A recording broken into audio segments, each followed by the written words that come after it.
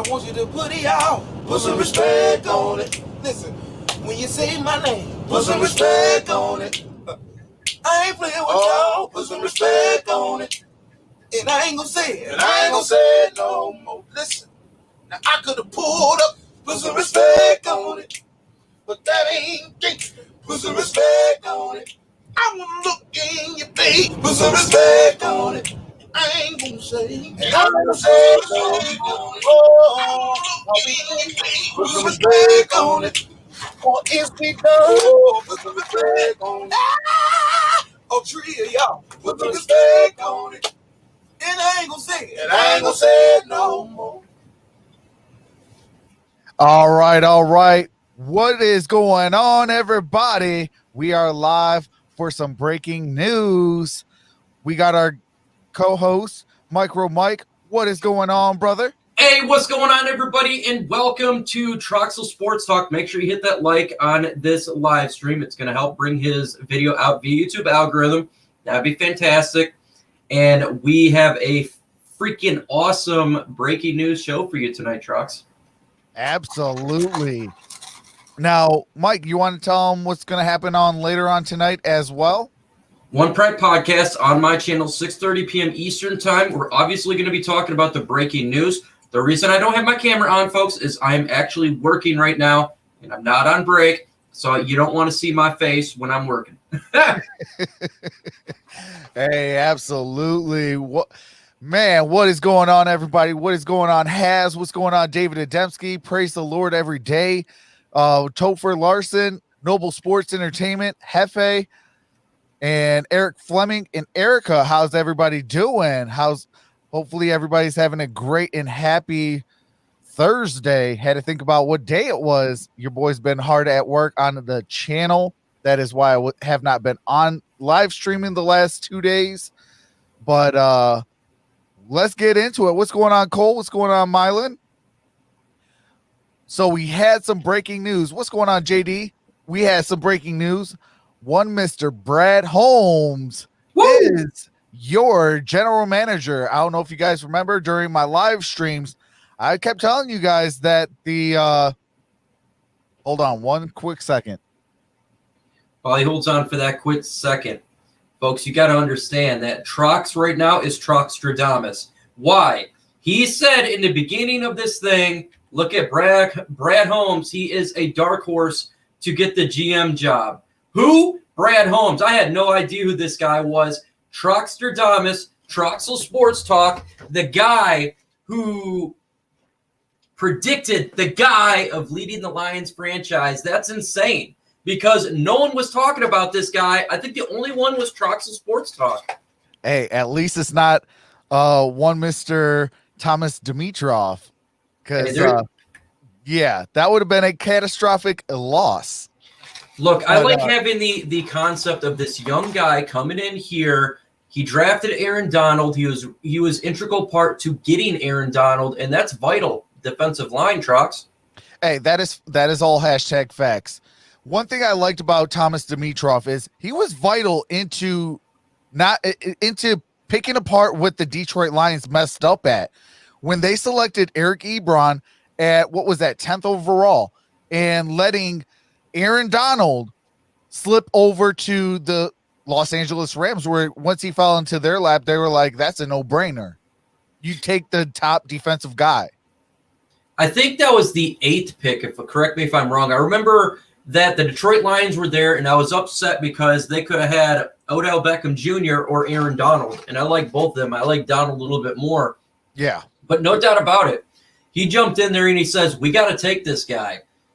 This is going to be a game-changing player for our team, and comes to find out it was. And another thing about Brad Holmes is he is an aggressive trader in the draft. Absolutely. And if you look at a lot of like the Detroit franchises, I'm talking about the Pistons, the Red Wings, Tigers, and the Detroit Lions, outside of the Detroit Lions. But if you look at the regular major four sports teams, you notice that a lot of our championships have came via making smart trades. We traded in basketball. We traded for Richard Hamilton. We traded for Ben Wallace. We traded for Rasheed Wallace. And we selected Mehmet Okur. We selected Tayshaun Prince. We signed Chauncey Billups. That built that team. Prior to that, the Bad Boys, they were known for trading, Trader Jack, things of that nature. The Red Wings, they've made stellar trades. They made stellar signings. But one thing that they've always have done was drafting the right guys. And Mike, I know you speak till you're blue, Honolulu blue in the face. To build a team, what do you have to do, Mike? You have to select quality talent in the draft. It's all about the draft. Absolutely. The draft in the draft. Not just the first round, trucks. Not just the second round. We're talking third, fourth, fifth, sixth, and undrafted rookies. What did he do with the Los Angeles Rams, folks? A lot of people don't know this, but 34 out of his 37 selections are starters in the NFL. 4 years with the Rams. Not talking first-round draft picks. Absolutely. Insane. Absolutely. And that's where, winning organizations win at. They win at the draft. Building those talents, coaching them up, and getting them ready to play in the National Football League. And we have Tone. What's going on, brother? Oh, what's up, guys? Not a whole lot, brother. We got Bonnie in the building. What's going on? But yeah, I mean, what's your thoughts, Antonio, about this GM hire? I mean, I think it's a pretty solid hire. Nothing crazy. I know he ran some of the past drafts for the Rams. Of course, they had some really good picks like Aaron Donald, and they got some bad picks like Todd Gurley. But and it seems like he's trying to modernize. It seems like he was really trying to modernize draft stuff in Los Angeles, but I don't know that much about him because honestly, I didn't really even know who he was till like 15 minutes ago. I ain't never heard of him. All I saw was, he ran drafts for the Rams. I'm like, well, I could think of some Rams draft players that, that were good, Aaron Donald and stuff like that. But I don't even know how to feel about this draft. Like, I guess right now I'm kind of like lukewarm on it because I don't really know enough about him to like really make a strong opinion on him. I know he made some drafts with the Rams. I know he's ran their past 8 drafts, which they've had some good picks, they've had some bad picks, probably more bad picks than good picks, but still, I don't know how much that relies on the coaching staff. But yeah, I really don't have a strong opinion on him at the moment. Okay. We got Steve-O in the building. We got Fortnite Noob. What's going on, everybody? So, Mike, what is your initial thoughts when you heard that the Lions selected Brett Holmes as the next guy to take over for Bob Quinn? My initial thought was Troxtradamus. Like, how in the world did you get this right? This is a guy that was on no one's radar, and out of nowhere you get this guy. But I think it's a perfectly fine hire. I really like it. A young guy, 41. He drafts well, not just in the first round. Again, 37 out of 34 are in the NFL right now as starters. He is aggressive in the draft. He was integral to getting Jared Goff. Yes, Jared Goff may not be the best quarterback in the world, but it tells you that he has the ability to jump in, and if he likes a guy, he's going to take the guy. And I want someone that's firm and standing and not just, I'm going to take the easy pick. I'm going to take this guy's okay. No, I want you to be aggressive because the NFL is aggressive, and the Los Angeles Rams are aggressive. And when you're aggressive, you make bold moves. At least make a bold move, and I think that Detroit needs this type of guy. We don't need all a bunch of checkers and chess players, A-plus guys in school. We need someone that's aggressive, that will willing to take a chance. Because right now the chances that we got is 3-12-1, 5-11, and 6-10. Absolutely. We got D Reese in the building. We got One Pride 40 in the building. Steve-O, how's everybody doing? The Green, what's going on? I think you just hit it right on the head, Mike. We need somebody that's aggressive. This is the National Football League. If you're not aggressive, teams are going to ring your bell.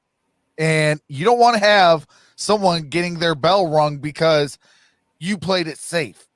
You did you had this one mindset type of hive mentality. Oh, the Patriots are the winners, and I need everything that the Patriots do, and things of that nature. So, what do you call it? Bender just said Jets just hired Marvin Lewis. Oh my God! Hey, Got him. that makes me one happy person. Do have to double check that just to make sure, but man, if that's the case, Lions are in good position to maybe sneak out with Robert Saleh. Robert Saleh from Detroit Dearborn, born near where the field is brought up. He bleeds blue. He is red, but it's time to come back home. When we talk about blood, folks, yes, the blood is red when it comes out and he's a 49er, but internally we all know it's blue. Wouldn't that be amazing, Drox? The Honolulu Blue Kool-Aid still runs deep in his veins. Absolutely. What's going on, Blaze Radio? What's going on, Greg Peoples? How's everybody doing today? Team Without a Screen, what's going on? But absolutely, he needs to come back home, and he needs to take over. And what did you say in your video? Be a leader of men. If you haven't checked out MicroMike's videos, I don't know, what are you doing with yourself? Because he drops Lions content every day. He does the One Pride podcast every Thursday, starting at 6:30. You definitely don't want to miss that. But you have to have leaders of men. Like, there's a difference between being a college head coach and a NFL head coach. College head coach, you just got to be a leader of guys. In the NFL, they're all grown men. You're talking about your mid-20s, your 30s, your 40s. Those types of guys, you have to be able to get on the same wavelengths as them. How can you do that? Well, you bring in a guy named Robert Saleh and a Brad Holmes. That would be a perfect storm, in my opinion. Now, if he goes elsewhere, Mike, I think you're the one who brought up who was that? Mike LaFleur? Well, that would be, I think that was the coordinator that they could look at if they wanted to go that route. It'll be interesting to see where they go here, who the head coach is going to be, and then from there, the head coach, if it is Robert Saleh, you could see the connections there for the 49ers. It would make a ton of sense. Absolutely. What's going on, Gaston? What's going on, Tyler? How's everybody doing? Bills fan Neil, how's it going?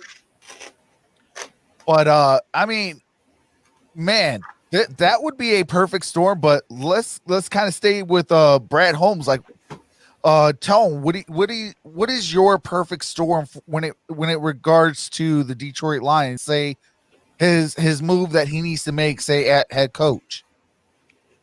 If you give Eric Bieniemy, oh boy, he really cooking now. Man, I mean, he already came off of Sean McVay. He was working with Sean McVay, so working with another offensive head coach is probably a good fit. But if you could find a way to get Eric Bieniemy, because it looks like I forget his name, the 49ers defensive coordinator. What's his name again? What guy? 49ers defensive coordinator. You're talking about Saleh? Yeah, Saleh. Yeah. It looked like he might be going to the Jets.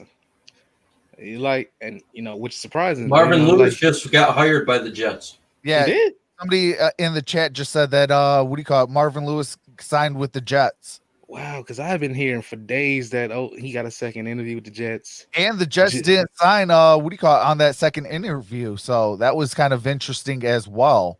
The Jets making Jets moves again, huh? I can see that. Got him. That's a perfect Jets move.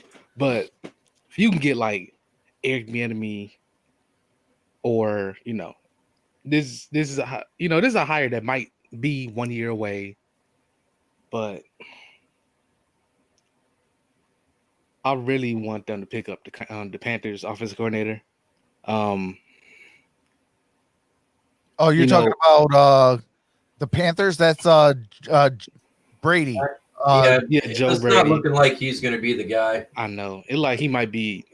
A lot of teams looking like he's gonna be like a 1 year away. But that dude's offenses are special. He had it in college. College, he modernized the LSU offense.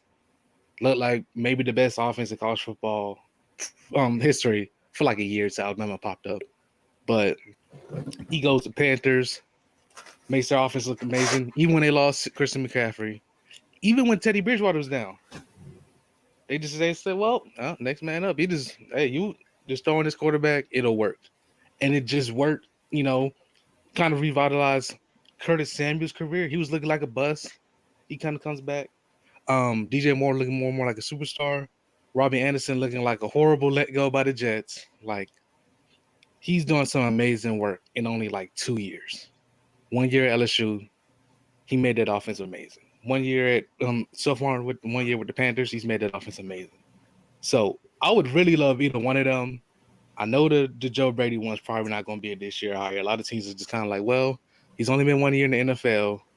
Just give him one more year, but I don't even think it's going to matter because even no matter what happens next year, they're probably going to go like, well, he's probably going to be the top head coach candidate no matter what happens. But I would really love him to get Eric Bieniemy. It's kind of a good fit. Probably the best head coach candidate out there. And pairing him up with another offensive-minded head coach, I don't see what can go wrong with that. Absolutely. What about Todd Bowles? Oh yeah, no Todd Bowles. Or Matt Patricia. Close the doors if he comes on. If he tries to come in, close the doors. Hey, if Matt Patricia tries to get in, call the FBI because we want him far away from Detroit. He already messed up our team once. We don't need a second time. But what's going on, David Renteria? What's going on, Chullen Wallum? What's going on, Tokyo Rockstar? Veltrix Phi. JT's in the building. Greg Peoples. Who else did I miss? I believe I'm all caught up. Okay. If I did miss your names, terribly sorry. But man, I mean, for me, it's Robert Saleh. It's somebody that's going to be a young rising star at head coach. Somebody that has that solid fire in them. Somebody that's I mean, I'm an Arizona Cardinals fan too. So when I was watching Robert Saleh, the San Francisco 49ers against the Arizona Cardinals, I believe that was week 16. When I seen that, and I was seeing him jumping around on the sidelines, things of that nature, like I was just like, man, that would be so awesome to have him here in Detroit. What's going on? Owen says, hello from the UK. Shout out to the UK. But we need that fire that's gonna, hey, we're the Detroit Lions. Yes, Hakuna Matata. Our season's done every year. Our biggest off season is the Lions off season. That's us. Like our biggest hope is in the off season, but we need something to translate from the off season, all that hype, and putting it out on that field. When we put it out on that field, you guys know me way too well. I say it every single day. Every time I go live, you got to run that football. You got to stop that run. You got to play disciplined football and play sound defense. You do those four things, I guarantee you are either going to be in the thick of things. If not, you're going to be winning ball games, if not championships. That is the recipe for winning football.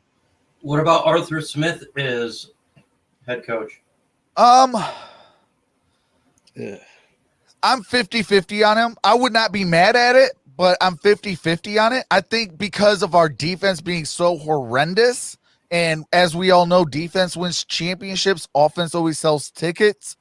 Ooh, I'm going for a defensive guy. If you look at a lot of your NFL champions, their head coaches, defensive guys outside of, say, an Andy Reid. Which shout out to Andy Reid. He performed a superior in the playoffs last year. But somebody that has that fire, that passion, that let's get my guys hype even during the game. If we could do stuff like that, the sky could be the limit for the Detroit Lions. Now, I'm not going to say, next year, or this coming up year, we're going to be, 12-4 or 15-0 or 17-0. No, I'm not going to say none of that. We're going to be bad. It's going to be 0-16 till proven otherwise still, in my opinion. You got to go out there and prove it out on the field. And by doing that, by changing the narrative of, okay, hey, Sheila Ford Hemp is truly serious about winning football, giving the Detroit Lions fan base something to really be proud of. And in order to do so, that's getting the right general manager, that's getting the right head coach, that's putting the right coaching staff in place. It starts from the top on down. If your owner does not show like they give a rip, your general manager is going to act like that, and then that's going to trickle on down to the coaching staff, which then will trickle on down to the players. Hey, let's just go to Detroit just to get paid. That's what their mindset will be.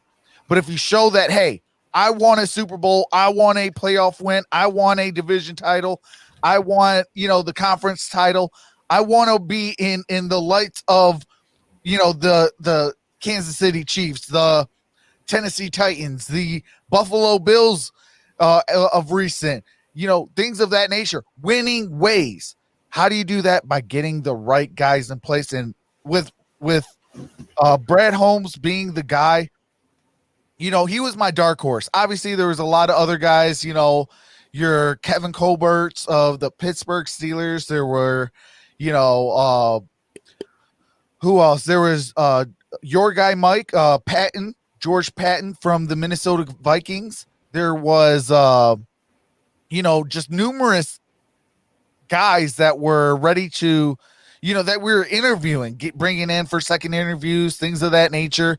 And I was just like, it would be nice to see,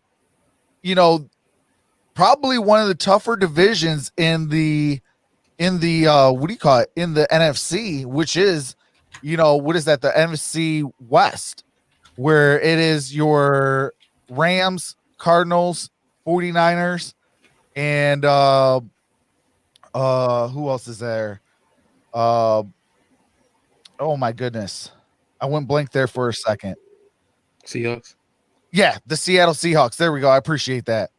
That's one of your tougher divisions in the NFC.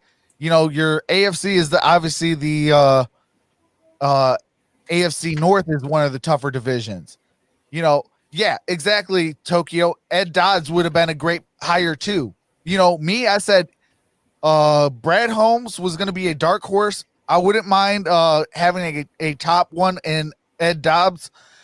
And there was also Patton and John Snyder I also was looking at, because they had correlations to Robert Saleh. John Snyder did, obviously, with his time in Seattle. But I'm loving this hire, Brad Holmes. What about you, Tone? Not like the hire. Like, what do you like the hire? And like, what is like your mindset going into, say, like, coaching staff? What's your thoughts on like how we're going to try to build this team this year? Like, with only 5 draft picks and about $12 million, what's your mindset heading into this year with Brad Holmes as the guy? And do you like that hire? I'm kind of okay with the hire. Like I said before, I don't know as much about him to make a strong opinion. I know he made drafts for the Rams. That's pretty much it. They got Aaron Donald. Then they got some picks, with Ty Gurley and Jared Goff. But, you got some other good picks, like Cooper Kupp. But I think going into this year, the Lions need to finally, fully commit to a rebuild. Not a lot of people say Lions been rebuilding since 19 whatever. But my thing is, But here's my thing: just because you're in a draft, just because you have a lottery pick, just because you have a top 10 picks, doesn't mean you're rebuilding. Rebuilding is a mindset. The Lions have never had the mindset of rebuilding. They just kind of had the mindset of, we'll just be bad this year, but we'll get some free agent picks. We'll draft the guy, and we'll be back next year. That's what the Lions have consistently done. Even they've been doing this for years. Even when they fired Jim Caldwell, what did they do? Went 6-10. They got a top pick. We had playoff expectations the next year. It's just something the Lions have been doing. They need to finally commit to this is going to be a rebuild. We're not going to be a playoff team for a while. They need to stop trying to get older free agents, and they just need to set your cap up, get some good picks, kind of do something like what the Dolphins did, the Jets did, where they kind of in situations where they got a bunch of cap and they got a bunch of draft picks. The Lions need to finally just commit to a full-scale rebuild. I think the start of that would be getting, a modern head coach and a guy like Eric Bieniemy. Because, I understand getting a defensive head coach, which, ironically with defensive head coaches, most of the defensive head coaches don't really have that good of a defense. Like the Bills, that's an offensive-led team. The Titans, that's an offensive-led team. Bill Belichick, when he won the Super Bowl, won that team because of Julian Edelman destroying whoever was guarding him. Oh my God! Nobody could guard him. Who's another defensive head coach? Oh. Zimmer. Well, Zimmer's was actually defense, so I actually get that to him. Pete Carroll hasn't had a good defense in years. I don't even know why he's still head coach, but it's. Where'd Trots go? He gone, man. It's just. Wait, Trots gone? Yeah, it's just me and you apparently. Oh, my screen was stuck. I was looking. Oh my God! I was so confused. Man, Tone, what did you do? Oh man, you're funny, bro. You're funny. I was just talking. I was like, I didn't notice my screen was stuck for a second. I was so confused. I don't know where Trox went. He just got, and then there was farting in the background. I think he had to go to the bathroom. Oh my God. I'm in a little bit of pain right now. I was eating a pizza, and I'm hearing Antonio talk. Then I hear a fart, and then I see that Trox is gone. So apparently, hey, he liked the hire just as much as we did. Look, when it comes to the head coach, God, it's hard to get back on track after this. Oh my God, I'm trying so hard, fellas. But when you're thinking about a head coaching hire, I think it's take over Antonio Hightower. I think I'm gonna cry. Also, with a head coaching hire, it's very vital to have a head coach and a GM who have a similar view on football. It's one of the reasons that Bob Quinn hired Matt Patricia. Matt Patricia, came from Belichick's system. He's used to drafting for Belichick. Patricia learned from Belichick, have similar views on football. When you have a GM and a head coach, you want them to have similar views on football. So then a lot of the times they come to congruent agreements on prospects, and you don't want guys like, you don't want like a modern, like a guy like, I think defense wins championship. You got a guy like, I think offense wins championship. Now you got a personality clash. You got a clash of how they view football in your front office. You don't want that. You want a guy that just they kind of just get it. They kind of are both on the same page. That's also very vital. So, yes, that's very vital when you're trying to hire a head coach. Absolutely. I'm looking at the chat like, what? Hefe said Trox farted so hard it killed his internet.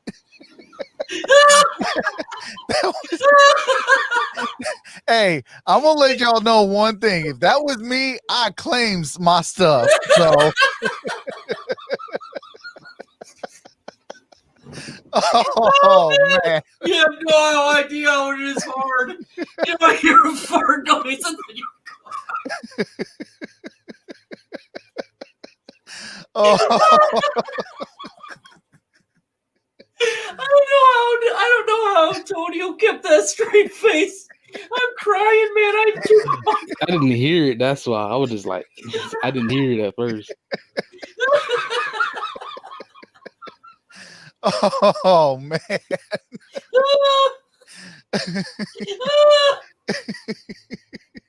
I don't even know what's going on right now. I'm trying to work, but all I can think about is someone talking and a fart noise, and the truck getting kicked off the internet.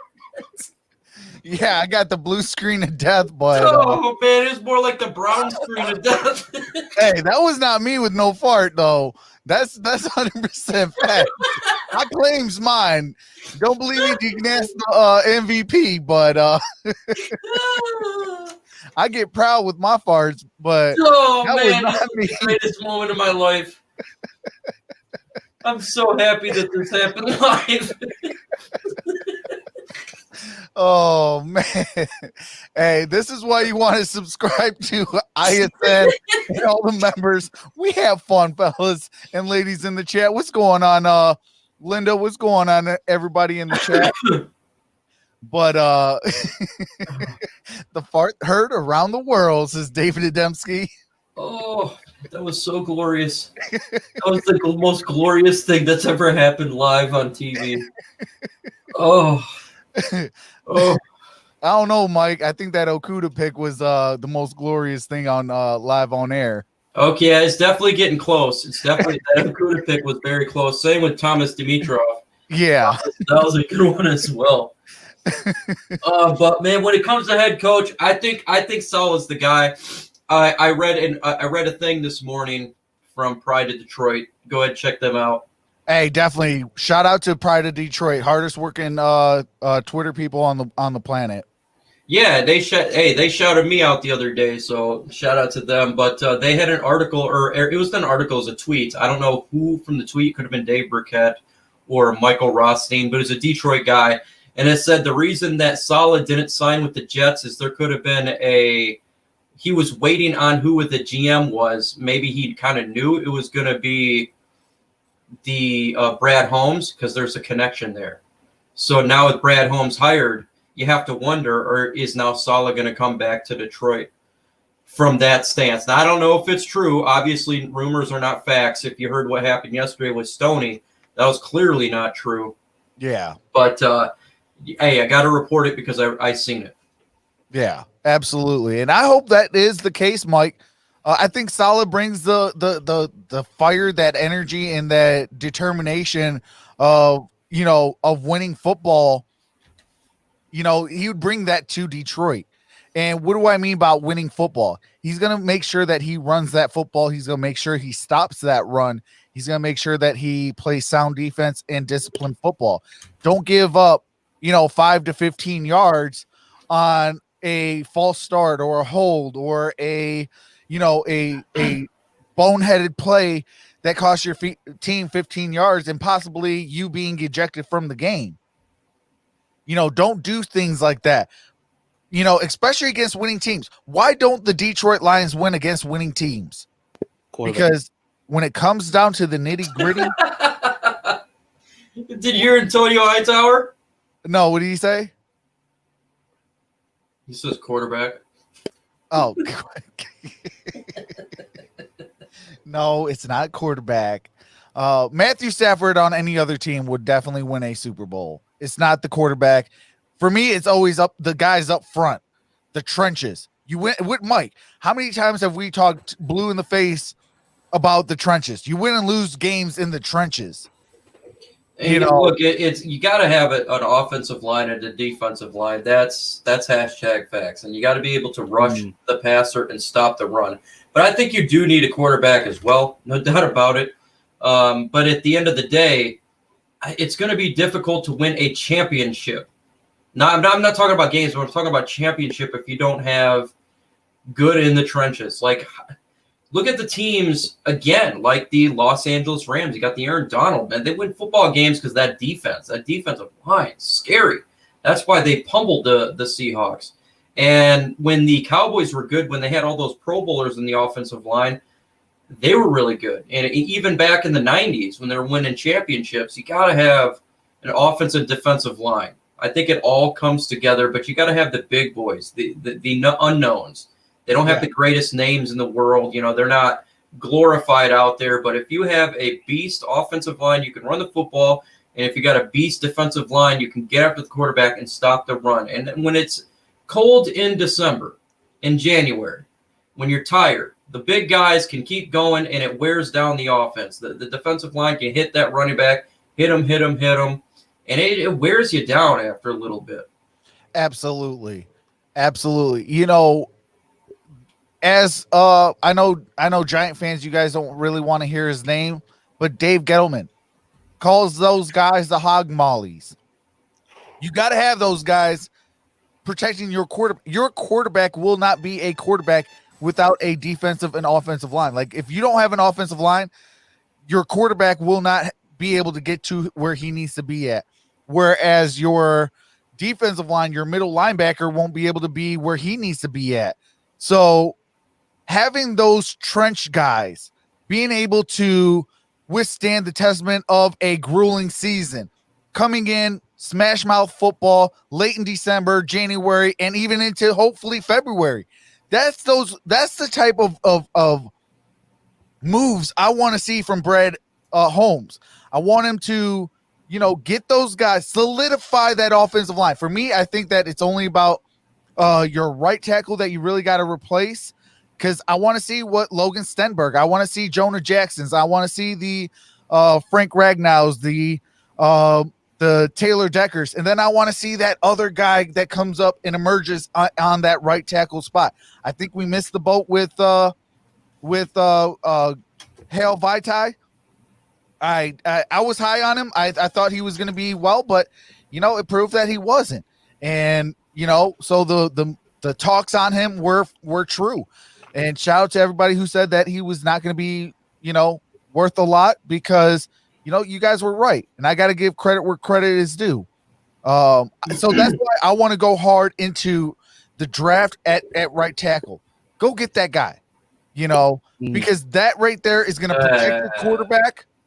I'm not saying go in there in the first round or something. I was saying, like, I'm about to say, you know, well, yeah, right I mean, tackle in this draft is extremely weak. Oh, well, yeah. I know. You see, like me, you know, Mike, you know, I want to go after Micah Parsons and go get TA's guy as well. Jabril Cox, double up at linebacker.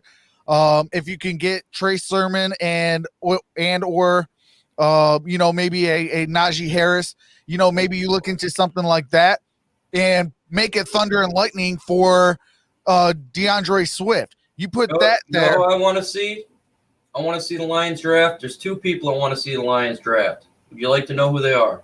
Absolutely. One's Dosa Dion and Everything King, man. They're in the chat. What's going on, fellas? I see you in there. Hey, you guys missed out on a fart.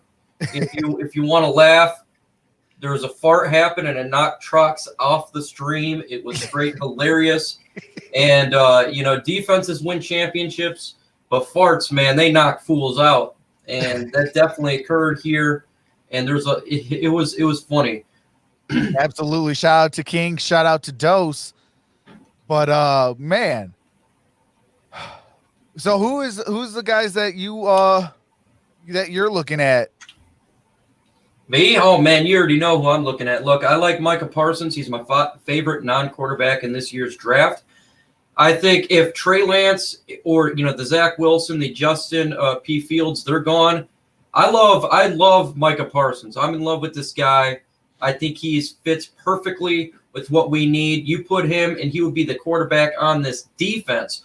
We need help with this linebacking core. This linebacking core is garbage. And if he is there and there's no quarterback there that you covet, he's not only is he the best player available, in my opinion, but he's the best available defensive player and at a position of need at a linebacker. It's like it's a match made in heaven, in my opinion. Yeah. Micah Parsons is a monster, man. The only issue is he didn't play last year, and we got to see, you know, if everything comes out where he comes back from the combine and everything looked good. But I think, no doubt about it, I think he will be, and he's a beast. If they want to go defensive tackle, we've seen what they got over there in AB. Okay, they got. You want to get a defensive tackle? I wanted to get the defensive tackle last year. Oh, Derek Brown. Derek Brown. Now we got another one in there that's a high riser. Barmore. Yeah, God, no. Oh, Christian God, no. Please, Barmore. no. He's a high riser. If you want to Please, get a no. defensive end, you got Russo. There's players there, and if you covet all these guys at the same amount, guess what? Attempt to trade back and pick up more damn picks. Absolutely. Can we acquire more draft picks? Because right now we're at 5. We need more draft capital. But to me, if Trey, I like Trey Lance. Y'all know this. If he's there, it'd be hard tempting for me not to take him. Yeah. See, like for me, I am opposite just due to one thing. That defense our defense was so bad. It made 2008 look like an actual real defense.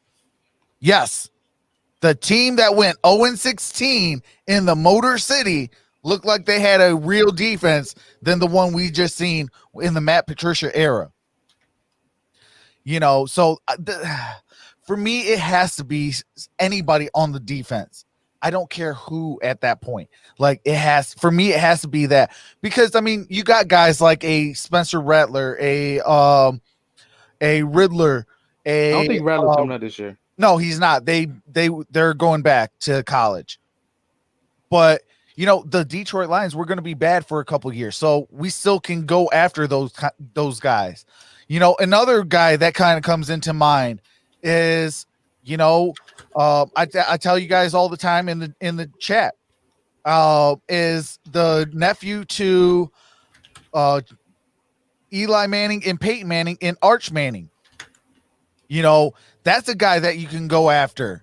And that's a long wait though, and that's not I even think he's saying in that. High school, right? Yeah, he's in high school right now. Yeah, he's still in high school. Yeah, and the odds of you getting one of these guys are extremely low, because I don't think we're going to be the worst pick in next year. I don't think we're going to be the number 1 pick in the draft. Oh, And no. especially because next year's draft is, in terms of QB, is significantly weaker than this one. Yeah, because the best QB is the guy from North Carolina. I forget his name. A lot of people ain't really like him because hey, North Carolina, Mitch Trubisky. After Mitch Trubisky, I don't want nobody from North Carolina. You got Mitch Trubisky and Eric Ebron. I'm good with North Carolina people. Yeah, I mean, that's not a knock on you, Tone. That's just my humble opinion. I don't want nobody from North Carolina after Eric Ebron. Yeah, but you say too you don't want no one from Ohio State. Would you take Justin P. Fields? I would not take Justin P. Fields. He showed a lot of I think he can be the guy that kind of changes a little bit of the moniker. Yes, I think that TA yourself and things like that. I think you guys kind of hit it spot on. He's one of the guys that could possibly change the narrative of Ohio State quarterbacks. But I have yet to see a Ohio State quarterback to be able to, to change that mindset. You got the Haskins, you got the one that turned over to a wide receiver. He played in Washington. Terrell Pryor? Yeah, Terrell Pryor. You had, all these other guys that just comes in and they just don't pan out. But they said the same thing about Oregon Duck quarterbacks. The exact same thing. And I said, you can't just judge on the school because there is talent there. There is talent. Justin Herbert's going to be a beast, man. I think there's a difference because I think we had to realize that Oregon just can't coach a lot of players. Ohio State just kind of puts a lot of players in positions where they're throwing the wide open receivers. And it's like, man, yeah, he made that pass. But it's like, but he didn't have to look past his first read. Like, he was wide open. A lot of the times, Oregon, we just kind of had to realize that Oregon just can't coach a lot of dudes. So we just kind of accept that. But Ohio State has a history of QBs not working because it makes the system is made for QBs to look great. It's similar to Oklahoma, except Oklahoma actually develops their quarterbacks. But Fields is kind of a talent that if he's there, you kind of have to take a chance on him because he's probably the second most talented dude in this draft class. Oh, Now, that's if Wilson and Fields is there, you take Wilson, especially with the Jets, because the Jets can't develop anybody. So they need to take the closest thing there is to a sure thing at quarterback. But after Fields and after Lawrence, after Lawrence and after Wilson, it's really just Fields is the clear number 3 for me after that. I agree on that. I think it's Lawrence and Wilson. Then it's Fields. But going back to what Mike said about Justin Herbert, when you look at Justin Herbert, you just knew he had that one thing that a lot of players don't have, that it factor. That it factor of, I can make those throws, I can run that football, I can be that dual threat, I can make all the passes, things of that nature. When I was covering the Oregon Ducks in Wisconsin in the Rose Bowl last year, I told everybody, Justin Herbert could overtake Joe Burrow as the number 1 overall pick. He just showed that it factor. Obviously the clear-cut favorite was Joe Burrow, but you've seen, even just last year, who was the 2 best quarterbacks? Joe Burrow, Justin Herbert. So, I told everybody Justin Herbert was going to be that real deal Holyfield. Yeah, but a lot of people got that wrong. I was saying that too. I said Herbert's going to be a beast, man. The excuse I got was he's from Oregon, and he's never left the state of Oregon. And I said you cannot judge the team, judge the player. Look at his arm talent. Look at his leg speed. Justin P. Fields has got a massive talent with his legs. Facts. And he's good with the football. He just needs to get coached up more. I don't think it's anything else with the fact that I think he could be really special. I think he could. I agree. I think if he can find a team that has a superb offensive line, he can definitely 100% try to change that narrative. Now, will he? We have no idea because we don't know where he's going to land and who his offensive line is going to be. But if he has a great offensive line, it's going to help change that narrative in Justin Fields. One team I'm kind of having an eye on is who's going to sign Urban Myers. Because I think Jacksonville's signing them. Yeah, he's Jags. He's a Jacksonville Jaguars. He is? Okay, so I'm actually looking, maybe Justin Fields is the number 1 guy. They get a ransom. They get a ransom for the number 1 pick. They move back to say number 2. Maybe they make a move with the Jets. Jets still go get their Trevor Lawrence. And Urban Myers go gets his guy where he knows how to make Justin Fields better. Yeah, I give that about. Trevor Lawrence is going number 1. Yeah. Plus, wasn't Justin Fields after Urban Meyer? No, I think he had because Justin Fields for his second year because he was with Georgia his first year, and then Urban Meyer, because Urban Meyer was with Dwayne Haskins in his last year. Then Ryan Day came in like last year, which was Fields' first year in Ohio State. It might. I'm not 100% sure. That's a good thing. I gotta look that up. But it might. Yeah, because I remember he was hurt, and then he had I believe Haskins ahead of him and things of that nature. I mean, I don't know. For me, he has to have a good offensive line. If he has a superb offensive line, Justin Fields is going to be a great quarterback in the league. Because I can mask some of the things that he might have a hard time with. Maybe it's hard for him to get from one read to the second read in the National Football League. Well, guess what? If I have a superb offensive line, I can buy him a couple more seconds to, look through the progressions now and then to be able to make that throw. Whereas, like your Trevor Lawrence, he might be quicker at doing something like that to where, obviously the clear cut number 1 is the Trevor Lawrence. But if I can mask some of those while still trying to coach him up, that would definitely do wonders for Justin Fields. You know, I forgot who said it in the chat. I want to give you credit. They said you look at the player, not the college that they came from. That is 110% facts. You do got to look at the player versus the college, you know.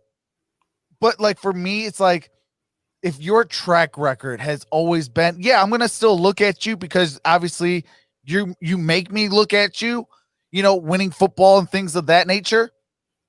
But in the same token, I'm also going to, you know, I'm gonna look at you in a different light. Like, okay, I'm gonna kind of critique you a little bit more because, you know, there hasn't really been anybody that was able to change that narrative. So if I'm going, so say I'm you know, the Jets, okay, because you know everybody's saying that he's going to be probably the number 2 pick, which he should be. Justin Fields should be the number 2 pick. I mean, he played in the national title game. He had a superb performance in the first round of the playoffs and things of that nature against Clemson. And you know, so just by looking at that, I'm going to look at, okay, how is he in big time situations? How is he fully healthy? Because let's face it, he was not healthy against Alabama. I'm not taking away nothing from Alabama. Alabama played their tails off for 60 minutes and they deserve that national title. I'm not saying nothing about that. They played their tails off, you know, but let's face it, you didn't have a healthy Fields. You didn't have Trey Sermon outside of one drive. You didn't have, you know, your guys were banged up. You know, sometimes your best ability is health. You know, I know it's availability, but health too, because if I'm out on that field and I'm not healthy, I can risk being re-injured and things like that. So now I'm going to play a little scared. Like, man, if I get hit one good time, I'm done.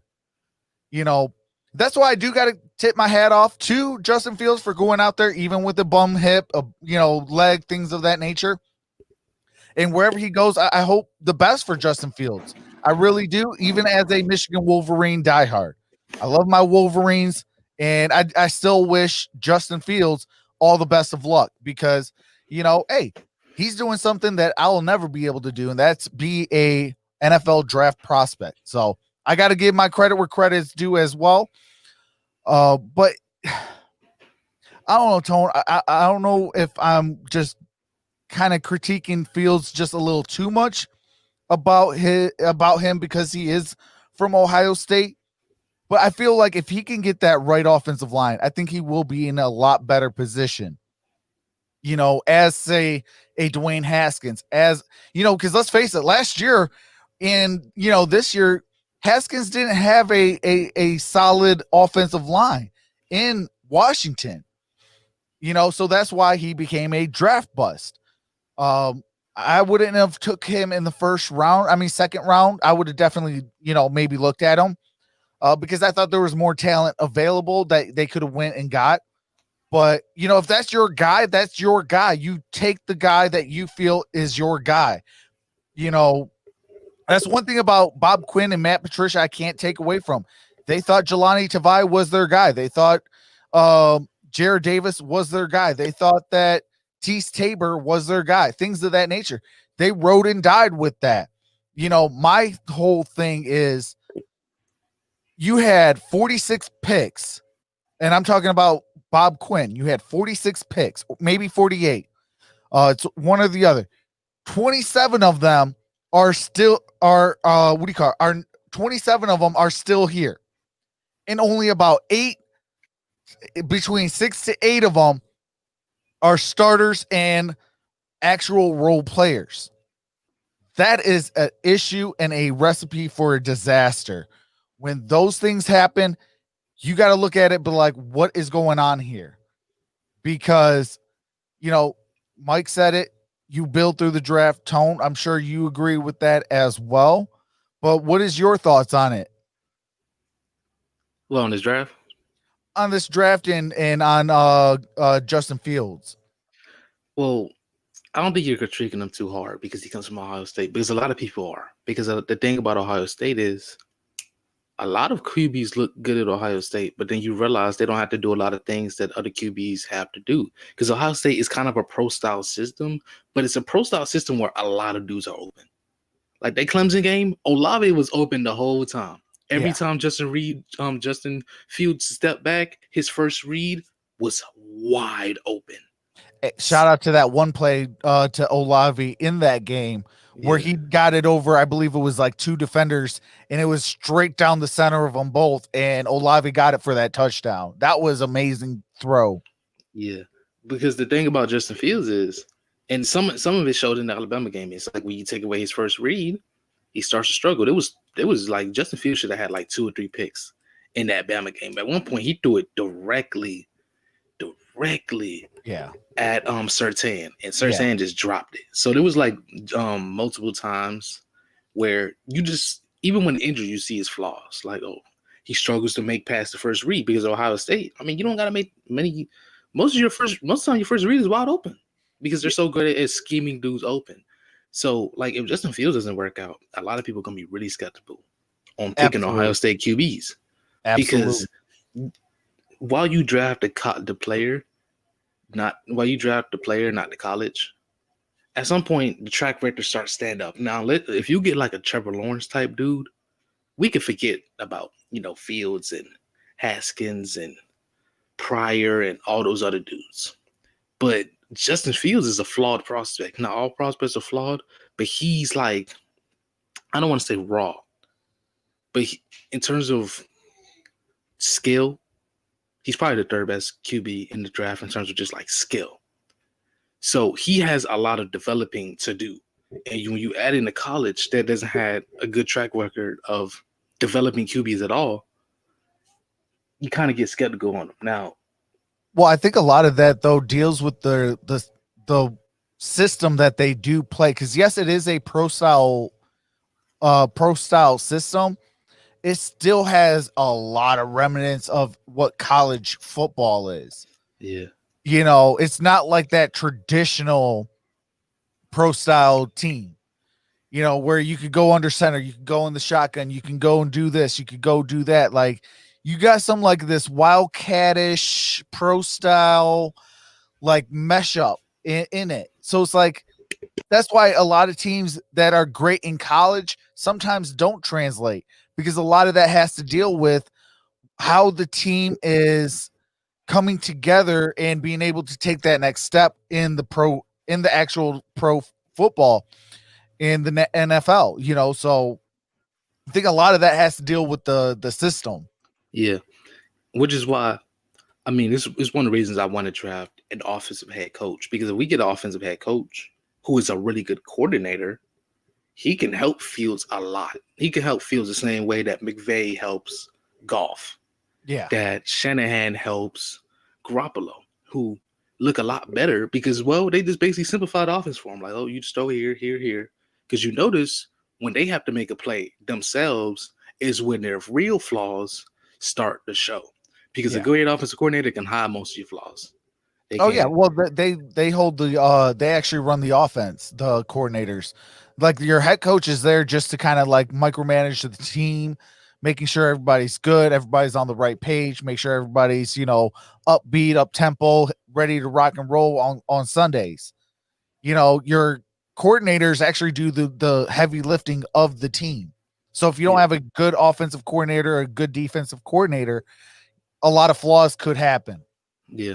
And I think another thing is, it's ironic that in an offensive league, it's kind of harder to find really good offensive head coach talent. I mean, offensive coordinator talent. It's kind of ironic. In a league that's became so much of offense, it's easier to find a good defensive coordinator than it is to find a good offensive coordinator. And Well, see, that's why, how do you stop a great offense? I'll go get the best defensive guy, and I'm going to stop your offense. I'm going to make you now one dimension. I'm going to take your biggest strength away. Even if you look at the New England Patriots, I know we don't like to talk about it here in Detroit, but even if you look at it, what does Bill Belichick do? He always takes away your biggest threat. If your biggest threat is offense, he's going to take that away from you. force you to win the ball game via your defense and your special teams. You know, that's what winning head coach. That's even what Andy Reid kind of did too. He took away the 49ers' best thing. They were winning that football game via the run. They said, "Oh, okay, we'll stop the run, force you to make the throws." Jimmy Garoppolo came out looking like the second coming of Joe Montana. You know, it was flawed though because he's not Joe Montana. You know, but I know a lot of people don't like to hear that, especially, you know, 49ers fans. But if you would have kept on running and forcing Sean McVay or forcing, Andy Reid or all these offensive-minded coaches, because guess what? They're focused a lot on, you know, their offense. They're not really worried about building this defense to where it's like, you know, like, my opinion, yes, the Kansas City Chiefs have the most underrated defense on in the league. You know, they got just a bunch of guys that come together. You know, Honey Badger, I believe, is, in my opinion, outside of Chris Jones, are the two best players. You know, but what they have is they have a team that comes together. That's what makes them able to stop the run, able to do this, able to do that, and win football games.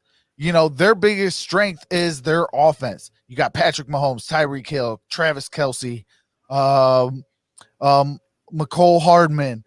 You know, then you got your run game. You know, they got so many offensive things that are going on that, you know, if I go up against a team that doesn't have a good defense, guess what? I'm going to run up that score, take the dub, and head out of Dodge. You know, where if you say could take that away, now you're forcing that defense to have to step up, come up with the big time interception, come up with the sack fumble, come up with this, that, the other, and be able to put that pressure in to win that football game or that championship game. You know, because the 49ers had the Kansas City Chiefs exactly right where they wanted them. They just forgot to go back to what was winning, and that was the run game. Being able to keep that defense out there, because now I'm moving the chains. Now your two best players are getting winded. Now, you know, other teams are going to have to, you know, compensate for Chris Jones or for Honey Badger, you know, to come in and give them some rest, so they can try to make the plays down in late in the game, things of that nature. So it's like building an organization. You know, that's the one thing I do agree with everybody. You know, you do got to be balanced, because if you're one-sided, all I got to take away is that strength and force you to beat me with your worst part of your team. You know, if it's defense, if it's offense, if it's special teams, I'm going to force you to you beat me via your weakest link, because your team is only as strong as your weakest link. If your weakest link is, you know, god awful, your team is going to be god awful, because if teams are smart and they scheme and take away those positives that your team can bring and force you to make those other aspects of your team, which say it's special teams or say it's defense, you know, if they're the weakest link, your team is only going to go as far as your weakest link. Now, the run that the Chiefs had and the comeback that they had, truly remarkable. Shout out to Andy Reid. I'm so happy that he won his championship, you know, but the 49ers had them right where they want. Why? Because they were able to run the football. They were actually able to they weren't able to completely stop the run game of Kansas City, but they were able to, you know, hey, we can at least contain you, you know, and we're going to play sound defense and, you know, play disciplined football that first half. And they were winning. They were up, you know, what was it? 13, 14 points. You know, they were up by a score or two going into half, or maybe it was, I think it was actually higher than that. You know, doing stuff like that, like that's why I always say, like, you got to have the right guys in place. You know, that's the one thing about Brad Holmes going back to Brad Holmes, that's the one thing I am going to really put my microscope on him. Sorry about that. Is can he get the right hires in place? The head coach, the coordinators, the positional players. I'm sorry, not players, coaches. Can you get the right coaching staff into place? To be balanced, to be hungry, to be motivated to go out there and play 16, 17 games as it is going to be 17 games this coming up season.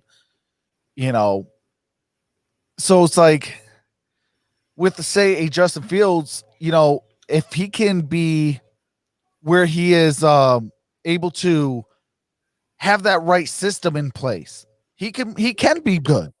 He has talent. I'm not taking away from no players. He has talent. Absolutely. But if I take your second read, your third read, away, or take your first option and forcing you into your second, third, and fourth reads, how are you going to perform? Can you rise to the occasion? Like, those are the things that I look into when I look at quarterbacks. I look at the footwork. I look at what's inside your head. Do you have a good football IQ? And how are you in situational football? How are you in big stages? Things of that nature. I do think that he's going to be a top 10 pick. Absolutely. And it's well deserved. But I hope whoever picks Justin Fields, he's in the right system to try to change that narrative.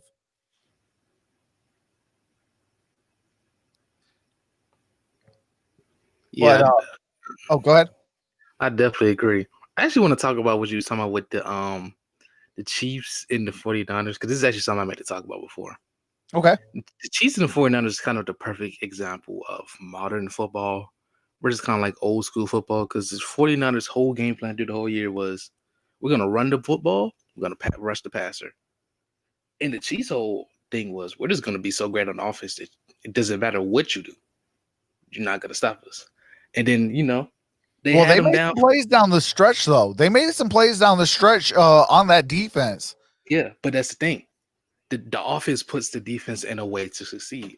Because the thing about it, I just looked up the score. I didn't notice the Chiefs scored 21 points in the fourth quarter. Yeah. They scored 31 total. 21 came in the fourth quarter. Yep. Why? Because there's going to be times where your pass rush doesn't get through. Like that one play, it was called Jets Chip Walls. They run that against, the 49ers like to run a lot of cover 3. Hit Tyreek Hill, underthrew it, but it was like 40, 50 yards. Because the pass rush is not going to come through every single time. There was that one time, I think it was Sammy Watkins who beat Richard Sherman. At some point, your pass rush is not going to get through, and your coverage is really going to show. And that team relied a lot on pass rush. And the thing about when you play defense and run the ball, the thing about it is, when you play teams like the Chiefs, it's not a game about possession of the ball. It's about points. The thing about it is the Chiefs didn't the 49ers didn't score enough points to put away the Chiefs. The Chiefs were down and they went out of that game because the offense is so explosive.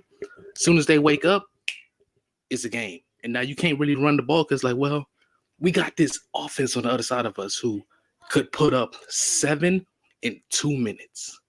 We got to start putting points on the board. We'll see. On that flip side, if you got an offense that could put a lot of points on the board quickly, how am I gonna beat that team? I'm gonna keep them off the field. I'm gonna run that football, move the chains. Their thing was they were trying to put up more points than them, and that's not the 49ers offense. David Adamski also said that, the 49ers were without multiple starters. I'm not going to give no excuses on, having your starters out and things of that nature, because you were still winning that football game at halftime. It was, I forgot and they were up. I think it was maybe 21-10 or something like that, or it was something like 20-10 at halftime. 49ers scored. Yeah, 20 was 20-10 going to the fourth quarter. Oh wow. Okay. Yeah. See, it was 20-10 going into that fourth quarter. So How did they get to that point? Well, they were running the football. They were, moving the chains. They were, playing smash mouth defense, things of that nature, to where, hey, all I got to do is play 12 more minutes and I'm a world champion. They got away from that. They thought that, oh, well, they're starting to come back. Maybe the tides are changing, things of that nature. Go look at the national title game this past Monday. The Ohio State Buckeyes were coming back. That did not make Nick Saban and the Alabama Crimson Tide shake one single bit. Yeah, they were maybe like, oh man, we got to make sure that we score on this drive.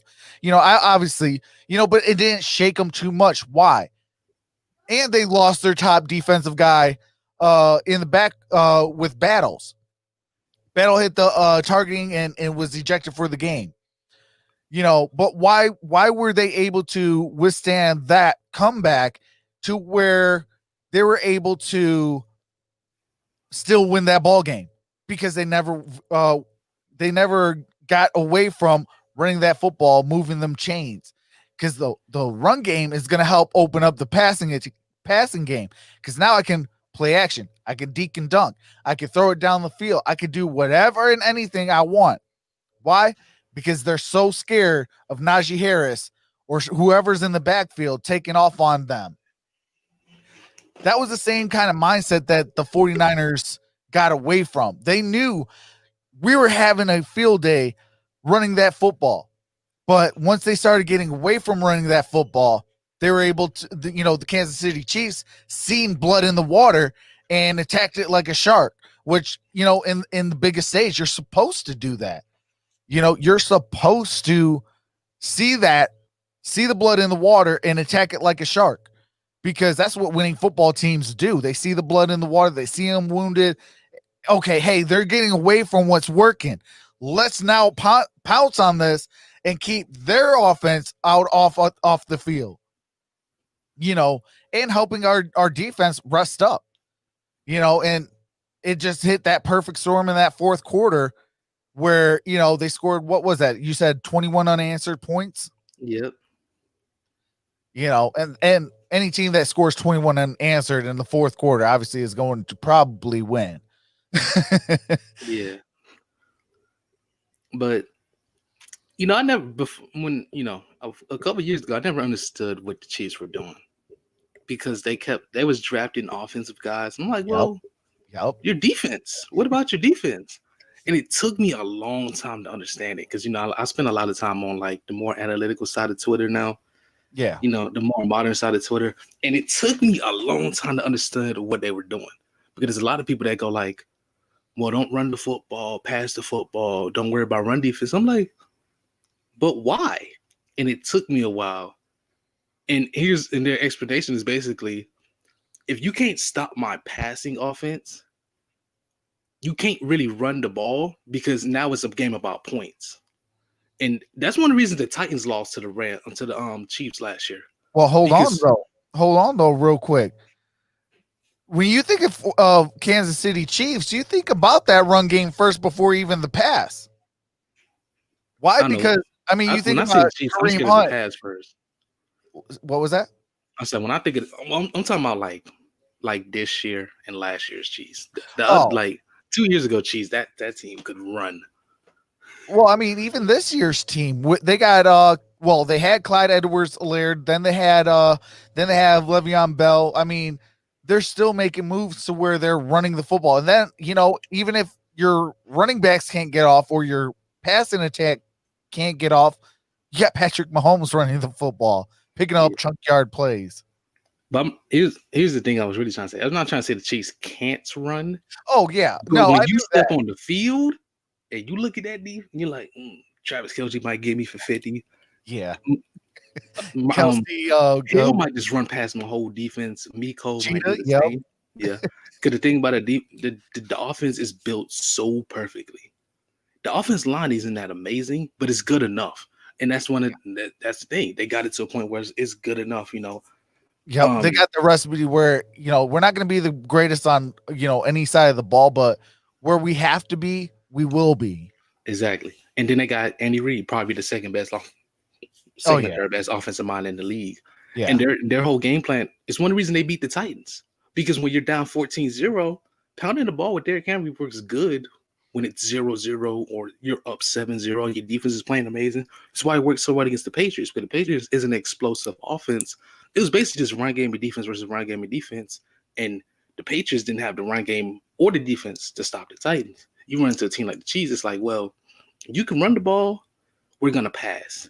And the only thing about it is passing is going to get you more points. And that's part of the reason why a lot of teams are starting to go more passing, because passing is going to get you more points. Now, if you have an amazing defense that can stop the Chiefs, then, you know, you can run the ball. But then how many defenses can do that? None of them, because the NFL is putting in rules. Let's be honest. The NFL wants it to be an offensive game. They put in rules for the quarterback. They're putting in rules for the offense. They're making it harder to play defense. This is why I argue that cornerback is the hardest position to play in football right now, not quarterback. Oh, yeah, that's because as a fact. cornerback, you got to deal with so much, and the game is offensive. It's made for offense to succeed. This was the worst year of defense we ever seen in the NFL. There was only around the board. Yeah. It was only like 3 true elite defenses. Every defense in the NFL looked horrible. It was like historic stats forever, and it's part of the thing. Like, well, offense is starting to become the thing, not because defense isn't worth as much, because the NFL wants offense to become the thing because it's more profitable, it's more exciting. When you think of think about 2018. But that's why I always say offense sells tickets. Defense wins the championships, and offense sells the tickets. Like example, look at 2018. In 2018, what was the game that everybody talked about the most? It was Rams versus Chiefs. That was the number one game. Not Super Bowl. Rams versus Chiefs. They were talking about that for months. Yeah. They were talking about how that was one of the best football games they've ever seen. It was all offense. But then you get Super Bowl, Rams versus Patriots. It's all defense. What did they say? It's one of the most boring Super Bowls I've ever seen. Yeah. Right? And that's the thing. That's why the NFL started putting in more and more rules for the offense. It's made for the offense. Oh, absolutely.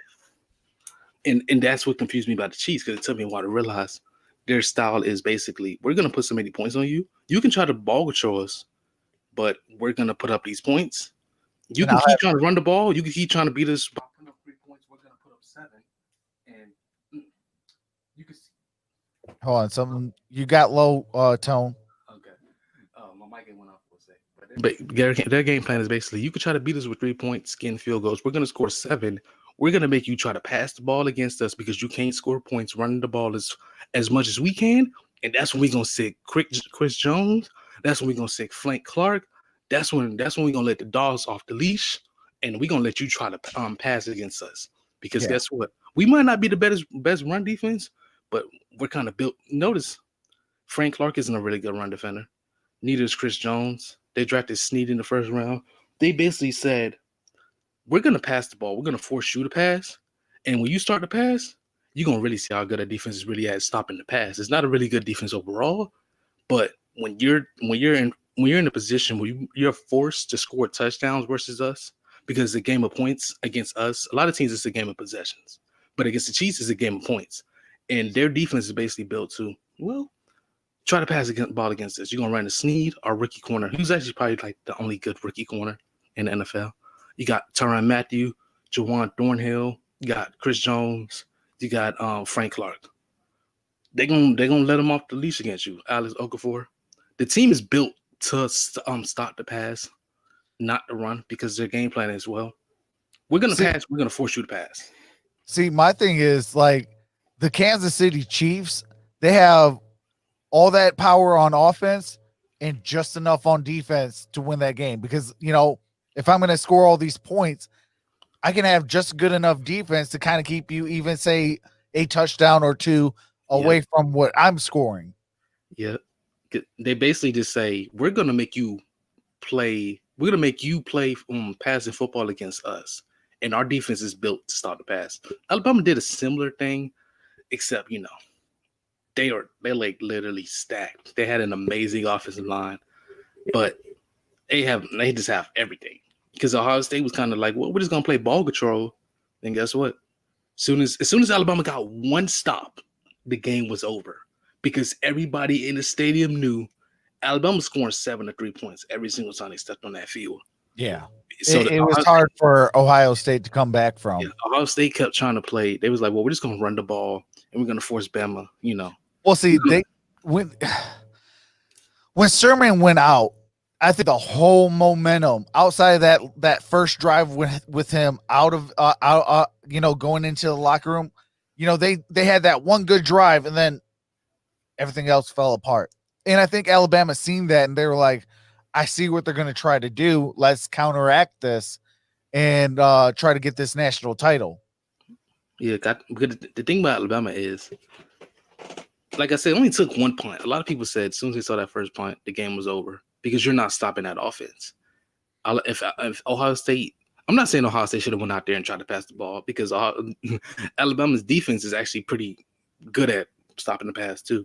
But when you try to play ball control against a top offense like that, against offenses like those, it becomes a game of points, and you're not going to score as many points as them when you're trying to run the ball. Then it goes like, well, we're just going to pass the ball then.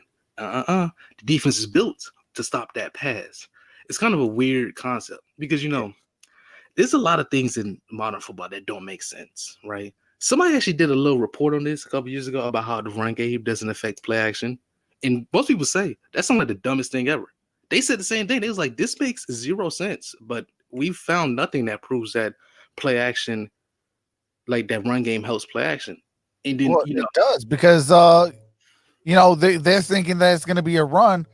The quarterback pulls it back out. Everybody's coming forward. Now they got to go out and hit the reverse button and backpedal while your receiver is saying, taking off and going on a quick slant, and I just go over the top on you. Yeah, but here's one thing that I actually found interesting. What was it? It wasn't this year. It was the year before last time. The Stafford was actually one of the best quarterbacks in the NFL at play action.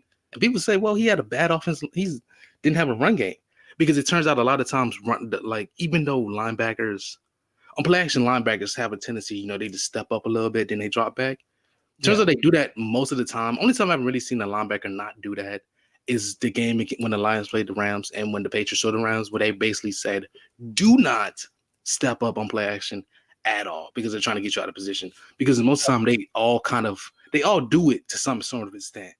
The run will make you do it a lot more, make you bite a lot harder. But a lot of times now it's being effective. Yeah. But a lot of times the run will make you step up a lot more. But even if you can't run the ball, they'll step up a little bit. And in the modern NFL, if you're not playing extremely disciplined defensive football, offenses will pick you apart. There's even plays. Hey, Tone, drop the mic on that one because what is my 4 keys? What is the 4 keys I can open up with? Run the football, stop the run, play sound defense, and play disciplined football. Yeah. And what did you just say just right there? Not playing. You got to play extremely well disciplined football. That's the thing in the modern NFL, because the modern NFL, and there's even some plays where they use what you're taught against you. But like a lot of times they'll go like, well, this is what I was taught. Well, you were taught the right thing, but offenses know what you're taught, and they're going to put you in a position where you're out of position, even though that's what you were taught, and you did your job. How you were taught to do it, they'll put you out of position because offenses have got that far ahead.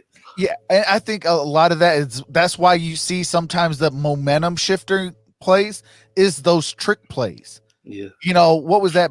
I think it was like Bumblebee or Wasp or something like that that Kansas City Chiefs ran in the Jet Chiefs Wasp. Yeah. They'd hit that play and all the momentum shifted towards the Chiefs after that. And that's when the Chiefs even knew, like, we actually have a real possibility to win this ball game. It was that little turning point where it's just like it wasn't a massive one, but it was just enough to get the 49ers out of that, position to where like, okay, what do we do now? They just got the big chunk plays. Yeah, that's also that's also a thing I need to talk about because, like you said, that one play changed the momentum. Because from that part, we're like, is this Chiefs offense waking up? Notice the 49ers had complete control of that one whole ball game, but one play we're all like 2.5 quarters. Like we like, did the Chiefs just wake up? Is that? And then they woke up, And it is all of a sudden, it went from 49ers controlling the game. Chiefs get one single play. Like that, all of a sudden, Chiefs got 21 points. And it just kind of is what the modern NFL kind of is what it is. You know, I do think I want to see Washington draft like a bunch of defensive guys though. Because I ain't gonna hold you. I'm not gonna lie. I have crazy views out and things I want to see. I want to see Washington create like the greatest defense of all time. I know defense isn't the thing in the NFL anymore, but man, I just want to see them draft like a corner and like a linebacker. Like that front four is nasty in Washington. Washington fans out there, hold on to your backpacks and everything, because that front four is so sick and nasty that you blink, they're there. You know, you got Chase Young, you got Montez Sweat, you got Derrn Payne, you got Matthew Ioannidis, you got Payne from Alabama. Yeah, like that defense. That defense is gonna be nice. Like, you know, I feel like if they can finish off that defense and go get a quarterback and kind of boost up a little bit more their offensive line, I think they can actually make some deep runs in the playoffs. I actually think the offensive line is good enough. It's good enough to get you to like the playoffs. Absolutely. It's not good enough to be. The thing about it is they don't really have a quarterback, and outside of Terry McLaurin, they don't have like that many wide receivers. Logan Thomas looked pretty good, but who knows how long that lasts? They have two good running backs who, and Samuel Gibson is like a great athlete. Like Memphis has been putting up a lot of. If they go get that Thunder and Lightning with him, that would help Gibson out a lot. Yeah, because Gibson is like one of those rare athletes who can be like 230 pounds as a running back. Like Gibson and Chubb, in terms of weight, they're similar, but they look so completely different. Like Chubb is like a powerhouse, and you look at Gibson, you're like, what is this so quick and explosive? In terms of weight, and it's crazy. Okay, there we go. Your mic was acting real weird. But yeah, it's good now. Yeah, but when you look at Gibson and Chubb, they're like two completely different athletes. You're like, well, Chubb is stronger, more powerful, and less quick. And you're like, Gibson is quicker and less powerful. They're almost the same weight. Gibson is like a rare athlete. He's like really explosive. A lot of people kind of questioning how he's going to come into the NFL, especially because at Memphis, he was kind of more like a wide receiver. Yeah. So a lot of people's like, well, how is he going to do when he has to run the ball? How is he going to do when he has to read? And I was always a fan of him coming out of college. But, you know, Memphis has been putting up a whole bunch of really good running backs lately. But, yeah, I think Washington has a bright future. One thing I really want to see, I want to see the coach draft Penei Sewell. I'm not going to lie. I just want to see this. Yeah, Sewell. I know the run game isn't as valuable, but I just want to see the coach draft Sewell and draft Deontay Brown and just say, we're just going to run the ball against every single person and you're not going to stop us. Hey, they can make a trade for Matthew Stafford, go get their quarterback and really have a prolific offense. And with that defense that the Colts have, watch out. I also want to see I would love to see the Cardinals trade up for Michael Parsons too. Because I would love Parsons, Simmons, but I want Parsons in Detroit. Because I think Parsons and Simmons together is kind of like a crazy combination, because Parsons is kind of like a linebacker who's built like a DN, plays kind of like a DN, but he's a linebacker. You got Simmons. He's like a linebacker. He's built like a linebacker, but he plays like a safety. Yeah. Man, I want to see them together. Because I really don't want to see the Lions draft Parsons, because I don't know how well the Lions haven't had a good track record at developing linebackers. And as well as I think Parsons has only been a linebacker for 2 years. Like you can misdirect Parsons, you can trick him. And the thing about the NFL now, you gotta be, like I said earlier, you gotta be really disciplined. You gotta read your keys well, because if you are out of position by an inch, that is all they need to get a big play. And Parsons at this point, he's young. He was a DN in high school, so he's only been a linebacker for about 2 years. He's still developing. I'd love to see that go to Carolina. Get him in there, especially learn from Luke Kuechly, because Luke Kuechly has a pretty good relationship with that franchise. Yeah, get him in there with Luke Kuechly, and that guy would be a monster. Hey, Tone, you see what David Adamski says? He says Parsons, Simmons, and Baker. Oh my God. Yeah, that would be crazy. That would be a nasty defense. Oh my God. Because I've actually been watching draft for like a few months. You know, there's a lot of really good players in this draft. You know, there's the number 1 tackle in this draft. By the way, his name is not Sewell. Hold on. Your mic's going in and out again. But yeah, you know, there's the number 1 tackle in this draft.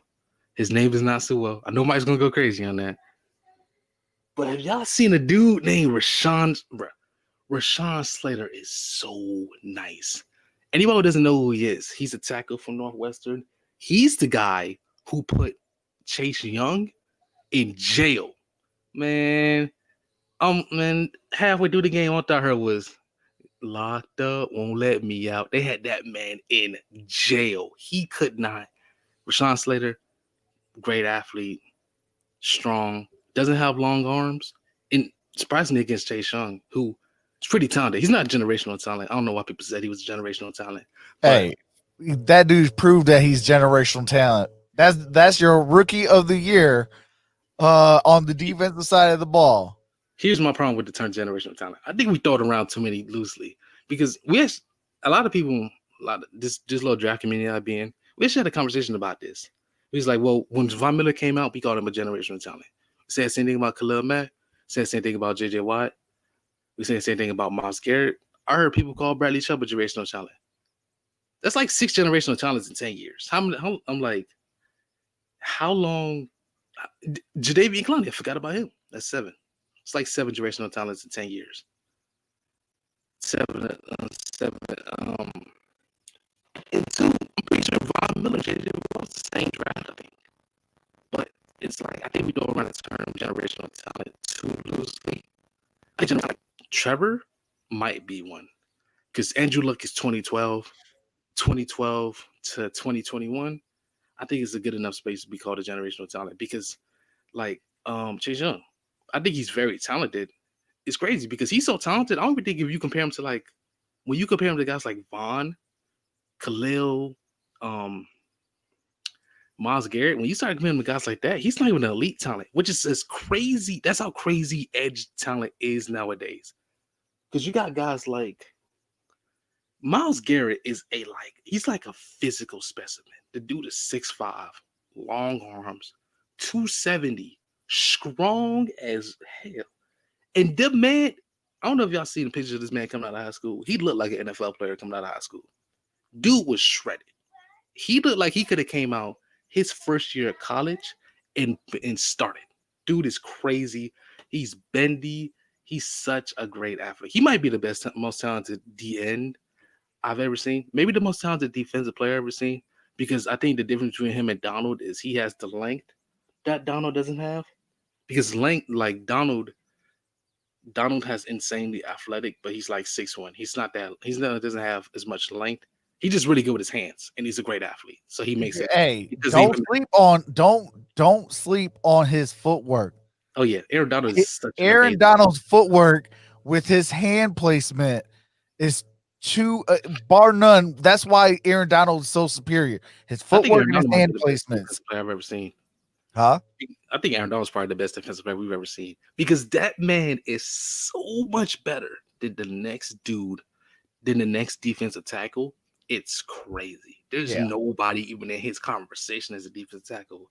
It's like there's elites and then there's Aaron Donald. There's the best, then there's Aaron Donald. That man is above the rest. A lot of people say their defensive tackles don't matter that much. A lot of people say defensive tackles don't matter that much. Yeah. Aaron Donald had a regular defensive tackle. All right.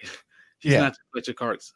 He is a generational talent. Yes. He's not your Fletcher Cox. He's not your Chris Jones. You can double team those guys. You can't double team Aaron Donald. He's gonna beat the double team. He's gonna get to the spot before the double team even gets there. Well, see, the thing about the Rams though is even if you do say control Aaron Donald. You got Brockers. You got, other guys making plays. You got Leonard Floyd, who used to play with the Chicago Bears. He's making plays. You got all these movements to where it all predicates around Aaron Donald and how great he is. Yeah, that's the thing. Aaron Donald is so amazing. All you need is guys to be okay. You only need okay guys, and he'll make it work. Dante Fowler looked pretty good with the Rams. He go to the Falcons. It's like, yeah. Hey, man, without Aaron Donald, that guy looks like another guy. Suspect. Leonard Floyd goes to the Rams. He goes from looking like another guy to looking pretty good. Same thing with Jalen Ramsey. Jalen Ramsey look like the best corner in the league when Russell Wilson is getting chased down by a 280-pound defensive tackle who can just beat everybody. His speed is bar none. Like his speed, his footwork, like everything about Aaron Donald on a football field, including what's inside of his head, the football IQ, bar none is amazing. Donald has actually changed the way that we scout defensive tackles, because a guy like Ed Oliver went top 10 because of Aaron Donald. Yeah. It's really like that. He only went top 10 because of Aaron Donald. Because he's 6'1", 287. Who did they keep comparing him to? Aaron Donald. Because when Aaron Donald came out, it was like, well, we don't know if shorter, less defensive tackles with less arm length, we don't know they can succeed in the NFL. And then it turns out this one guy named Aaron Donald from Pittsburgh, small school, comes in and he wrecks the NFL and looks like he might be the best defensive player. Like, changes the way you scouted players. There's another dude come out of Pittsburgh, Jalen Twyman. He's getting hype mostly because he's similar built to Aaron Donald, even though he's nowhere near as athletic. He's nowhere near the player that Aaron Donald is. But he's getting hype just because, well, he's kind of short, he's kind of small, and he comes from Pittsburgh. He's getting hype just Aaron Donald is has that type of pull. Yeah. The man is just crazy. Absolutely. I mean, when you have such guys like that, like the Detroit Lions used to have Ndamukong Suh, who ironically played with Aaron Donald, and we finally got to see what the Detroit Lions were supposed to have. Thank you, Eric Ebron. Thank you, Martin Mayhew. But that was the thing. That's the thing. Like, and that's the thing that I love about Brad Holmes. Like, he sees stuff like that, and he's like, you know what? Let's go and make the power moves. When you think of the Detroit Lions, when have we ever made really power moves? That dog mentality, as TA would say, of Noble Sports. When have we made the powerhouse move to where, we changed the direction of this franchise of being, this mediocre 8-8 or less team and really changing it to where it's like, okay, this team really has a legit shot to, say, win a Super Bowl or win a division title or make the playoffs and play at home. Like, Ford Field has never seen a home NFL playoff game, and it was built in 2002. That's an issue. When have we ever made those kinds of power moves in order to be able to, change the direction of this franchise? We had the number 2 overall defense one time. After that, everything got broken up. Then we had, Matt Patricia come in and just wreck the entire defense. Absolutely, Phoenix Hunter. I say re-sign Kenny Golladay and stay tuned. I got a video in the works. I will drop that tomorrow. Tone, I think it'll make you even smile, brother. Even though I'm saying right now, re-sign Kenny Golladay, but I think this video will make you smile. Yeah, because you already know what I want to do with Kenny Golladay. Especially you with want to throw him off the bridge and put some weights behind it so he never stays in Detroit again. I mean, I don't hate him. I know, but you want him off this team. Yeah, because I think if you traded Stafford away, Stafford is one of the reasons that Kenny Golladay looks so great, because Stafford is a perfect fit for Kenny Galladay's play style. Kenny Golladay is a guy who doesn't create much separation, but he wins at the catch point. Well, you get him with one of the strongest arm QBs in the NFL who throw a dart into a hole that wasn't there. He don't need what Rob Sears that can separate, because he can make it work with just his arm, and Kenny Golladay thrives off of that. You know what I I said? will say he's the third best wide receiver in the division. I will say this though: if we do not re-sign him, and say the Buffalo Bills do with Josh Allen, and also now with not Quandre Diggs, but Stephon Diggs, that would be a nice 1-2 combination to where you could beat him off the speed, you could beat him via the contested catch, you could beat him, in so many different aspects, which I think that would even bring, the Buffalo Bills to where they're, that next team. I think the thing about it is what we're learning about wide receivers, even like a lot of the things we did with running backs. Why do teams not take running backs in the first round that much anymore? Because I can There's take a running back in they're a dime a dozens, and there's always good running backs now coming in. exactly. And that's why I'm not looking at. I mean, like the second round, maybe I'll look at running back if I desperately need it. But third, fourth rounds, that's when I will personally look at a running back. And wide receivers is like the third, fourth, and fifth rounds. I'll look at wide receivers. Yeah. Because the thing about a running back is you can find a great running back in the 6th round. Yep. I mean, Chris just like Carson, Phoenix Aaron Suns said, Jones, running back yep. by committee. Yep. Like the reason teams don't draft running backs in the first round anymore because you can draft a great running back in the 6th round, and running backs aren't super valuable because if I just get a great offensive line and I put a good running back there, it'll work amazing. Yeah. But in a similar thing is happening with receiver, except receiver matters a lot more because they affect the game more because if I have like they say this, if I have a horrible offensive line and I have a great running back, my running game is probably not going to be that great. But if I have a great wide receiver and my quarterback ain't that great, my wide receiver is going to elevate the play of my quarterback because I'm a guy who's always open. Yeah. Which is why, and the thing about wide receiver is, it's getting very easy to find great receiver talent in the later rounds. Kenny Galladay's a perfect example. He was a 3rd round pick. Yep. I think Chris Godwin was like a 3rd round pick too. Yep. Like you can find these guys in the Time later doesn't. rounds. Yep. Is why a lot of teams is like, well, quarterback in the first round. Quarterback is hard. Offensive lineman is hard. Defensive linemen are hard. Especially edge rushers are very hard to find in the NFL. Actually, kind of. I mean, top tier talent to where it changes the direction. Like say a Chase you're Young not finding Nick or Bosa's. What was that? I'm gonna say you're not finding Nick Bosa's, but edge rush is getting really weird because there's a lot of great edge rushers. That, like I was thinking about this last night because there's a lot of people who make the argument that tackle matters more than guard, and I was thinking about I was like, well, why is that a thing when you can argue that a guard's responsibilities are harder? But when you think about it, how many defensive tackles would you say are great pass rushers? Yep. Then how many edge rushers would you say are great pass rushers? There's significantly more edge rushers that you can say are great pass rushers than defensive tackles. AKA, I can go against just way more guys I go against who are worried about touching my quarterback as a DN than a DT. And it's just kind of where it is. Which is why Detroit guys hardly like has Kinlaw. any of them. Yep. Just like why guys like Kinlaw. Yeah. He went in the first round. He was super raw. He went in the first round because guess what? This guy might be able to get after the quarterback. Ed Oliver went top 10. He might just get after the quarterback. Teams are willing to take a chance on a guy who can get after the quarterback, who has high talent as a defensive tackle, even if they're raw. They'll take him in the first round. That's why you don't pass up on things like that, because if you do get that guy, you have that guy on your team now, though. Yeah. But I don't think there's any of those guys coming up.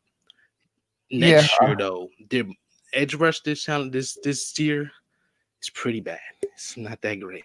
Gregory Rousseau is weird. He's kind of like a Michael Bennett, but he's smaller. Because a lot of what Michael Bennett did in Seattle, he'd play like, on first, second down, he'd be like a 5 tech, 4 tech. Third down, he's 3 tech. Sometimes a nose tackle, rushing the passer, not on running downs like that, but rushing the passer.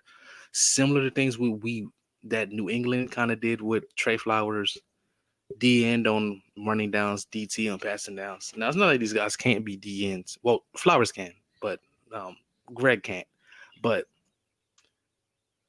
he's kind of like you said, he's like a Michael Bennett. It's one of the reasons I don't want him drafting him. I don't want us drafting him because he's not that athletic. He's super raw. He's kind of stiff. I want us to take a guy like, what's his name? Quiddy Pay. Quiddy Pay is a guy I want. Quiddy Pay is he's like Rashawn Gary type dude, except he's quicker. He's not as explosive as Gary, but he's a lot quicker. Because a lot of people want to put Gary at DT, which is ironic because Quiddy Pay is quicker, and they want to put him at DT, which I find interesting. But Quiddy Pay, or I know the Lions really want a pass rusher. If the Lions truly want to get a guy who has elite pass rusher potential, you go out to Azeez Ojulari. He's super raw. He's super explosive. Now, he doesn't have much pass rusher moves at the moment, and he's not very technical. Doesn't have much pass rusher move. He's not super powerful, but if the goal is to find a top tier pass rusher, he's the guy. Or Quiddy Pay. Quiddy Pay is probably like the better all around player. But if you're looking for like a top tier pass rusher, because there's no Joey Bosa in this, there's no Joey Bosa, there's no Nick Bosa, there's no Chase Young, there's not even a Bradley Chubb. There's not even a Bradley Chubb in this draft. There's none of those guys in this draft.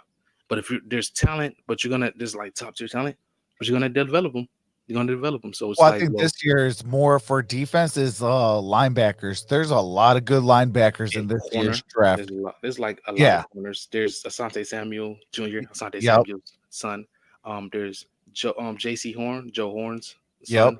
There's I forget his name. I just said it earlier. Patrick Surtain second. Patrick Surtain's son, Dolphins legend. And this is another dude. He's the best. Caleb Farley, best cornerback in the draft. Dude is a great athlete. It would be interesting to see the Lions draft him because I actually thought about this the other day. Let me just say, what if the Lions drafted a corner and basically played matchup football? And what I mean by that is, let's say we go against a guy like, let's say we're going against a really quick, shifty receiver who doesn't have like elite deep speed. Let's say we draft Caleb Farley, right? And he's kind of got like more speed than Okuda. Let's just say it like this. So let's say, and I think what the Lions could do a lot with that is play matchup football. You say you're going against a really quick receiver who's not like a deep burner, who doesn't have like 4.2 speed. You can put Okuda on him. Yep. You go against a guy who has like 4.3 speed, athletic, super athletic, and stuff like that. You put Farley on him, and you go against like a big receiver, like a Mike Evans, like a guy who's not super athletic, but he'll just beat you with size. You can put a guy like Owari on him. That's kind of things I'd be thinking of sometimes. I don't want us to draft a DT. Actually, let me re-say that.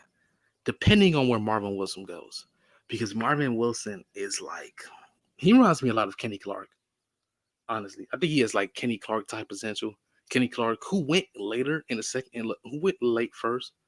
Marvin Wilson might go like second or third round, depending. He's going to the Senior Bowl. And we have to see what he do at the Senior Bowl because a lot of dudes make money at the Senior Bowl. A lot of dudes lose money at the Senior Bowl. There was an Oregon tackle last year. He was looking like a 45th round pick. His Senior Bowl was so bad he went undrafted. Senior Bowl matters very much, but he's very strong at the point of attack. You can try to double team him. He's not gonna move. He's not moving. You want to know something that's crazy though? What? Detroit Lions almost had a chance to go back to the Senior Bowl and coach up that. If we would have kept our head coach and general manager, we were that bad. Yeah. But because we fired him, we're not going to be able to.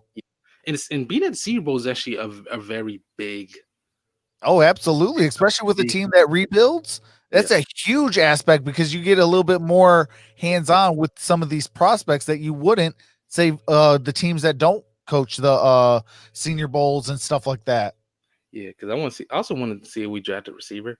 Because I think Devonta Smith, he might go higher than Chase and Waddle, who are guys I actually think are better than him. But he might go higher than those guys. And it might lead those guys to come with us. Jamar Chase. He was so good. People considered him better than Justin Jefferson. Yeah, Justin Jefferson, the guy who might be a top 15 wide receiver in the league right now. That's how good Jamar Chase is. The man is a monster. Jalen Waddle, I remember I was watching the Auburn game last year. Alabama was playing Auburn, Yep. and Alabama wasn't really doing anything. Tua's gone, and Mac Jones is in there, and it wasn't Jerry Jeudy, it wasn't Henry Ruggs, it wasn't Devonta Smith who was making plays. It was Jalen Waddle. I think he had 3 touchdowns in that game. He was the reason they were even in the game, which they lost. But he was the reason they was even in the game. That man is a game changer. He is so fast. He is so electric. He's probably the closest thing. He's probably the closest thing we've had to Tyreek Hill. Depending on how his injury is, if he could slip, say the second round, I wouldn't mind looking at him. I don't think a team's gonna let him fall into the second round. I'm like, I don't think so either. If he's there at the Chiefs pick, the Chiefs are gonna run to the podium and take him. Oh yeah, because now you got a replacement for Tyreek Hill when it's his time to say move on from him. Yeah, because he's the closest thing we've seen to Tyreek Hill. He doesn't have Tyreek Hill's speed. Tyreek Hill's like a low 4.2 guy. Jalen Waddle's like a 4.3 low 4.3 guy. But he's so quick, and that's one of the things people don't talk about with Tyreek Hill. Tyreek Hill is insanely quick and explosive. You can argue he's quicker than fast, which is crazy because he's extremely fast. But that man is so quick and he's so great with the ball in his hands. He's almost like a running back with the ball in his hand. That's the same thing with Jalen Waddle. He was a kick returner. He took Henry Ruggs' kick returning spot. Henry Ruggs was the kick returner for Alabama. He came in as a freshman. Took his spot. And Henry Ruggs was like a really good kick returner too. But the man is so electric with the ball in his hands. The only thing that took him out was the injury. Because if it wasn't for the injury, he had like 500 yards in like 4 games. He was going off. Absolutely. Linda says Hill's a beast on speed. Absolutely. And if Waddle would go to say like the footwork king and work on his footwork, who actually has worked with Tyreek Hill, the footwork king, he actually worked with Tyreek Hill. That's why a lot of like your moves, your stutters and bursts and stuff like that with Tyreek Hill, that's where it came from. A lot of his footwork work has came from the footwork king. He works out with him a lot in the off season and things of that nature. If you're on Twitter or you're on Instagram, go check out the footwork king. He has some great stuff on his channel or on his pages when it comes to who he's worked with and things of that nature. And I was just blown away. And I'm like, that's why he gets open so much. Yeah. Plus, he runs a 4.2. Ain't nobody trying to come up to the line against a guy who's that fast. Right, that too. Like, I saw him go as Jalen Ramsey. And one of the things, Tyreek Hill's technique is really underrated. It really is. Because I saw him go against Jalen Ramsey. And Jalen Ramsey kept trying to press him. And there were times where he could. But there was times where Tyreek Hill was just like, his release was so quick, or it was so great, Jalen Ramsey couldn't even get the press off. Now, Jalen Ramsey's an amazing athlete, so, he was able to hang with him because he's so long and so tall and so explosive and so fast. But he was going against one of the best press corners in the league, and he got him a couple times because there's a lot of teams will go like, well, we're just going to press him. You can't press Tyreek Hill. Even if let alone the fact that even if you press him, he's going to run past you. His releases are amazing. His foot fire releases, all that are amazing. It's also one of the things I think Kenny Galladay can get better at. Now, he's never going to be amazing at it because he's not super quick. But I think Kenny Galladay, if he can get better at his releases, I think that would take him to the next level. Because it's actually one of the reasons Davante Adams is so great. Because his releases are amazing. Yeah. Also, teams are dumb enough to put one-on-one coverage on him. I don't know why. I watched the Titans game. I'm like, Vrabel, what are you doing? Why do you have Adoree Jackson playing one-on-one against Davante Adams? You're going to make me lose my fantasy game. Hey, speaking of fantasy games, congratulations to to having some bragging rights in ISN, brother. You definitely destroyed your boy, Trucks of Sports Talk and the fantasy championships. Do want to verbally say congratulations to you live on air. Oh, thanks. I actually don't know how I won fantasy because this is like my first year playing fantasy. Hey, I told everybody what your lineup was, and that's exactly why. Because because this is actually my first year playing fantasy football ever, and I was in 2 leagues. I won this league, and I was in the second round of playoffs in the other league. And I was like, dang, I'm not gonna do better than this. I already know it's gonna get worse.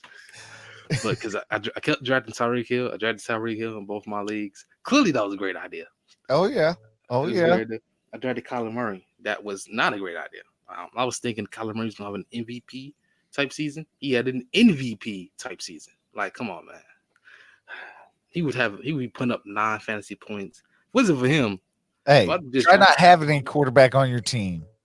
I had to trade and figure something out at quarterback. And the most messed up thing was I had Joe Burrow, and when Kyler Murray was playing bad, I could have thrown Joe Burrow, but Joe Burrow got injured. So I was like, dang. Yeah. Man.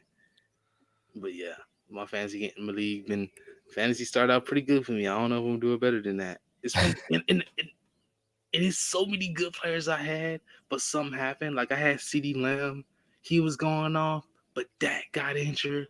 I was like, dang. Then I had Jerry Jeudy, but then Drew Lock got injured, and we found out that Drew Lock was absolute dirt. And I was like, God, man, drafted all these rookies. I drafted. Then I just picked up Gibson one day.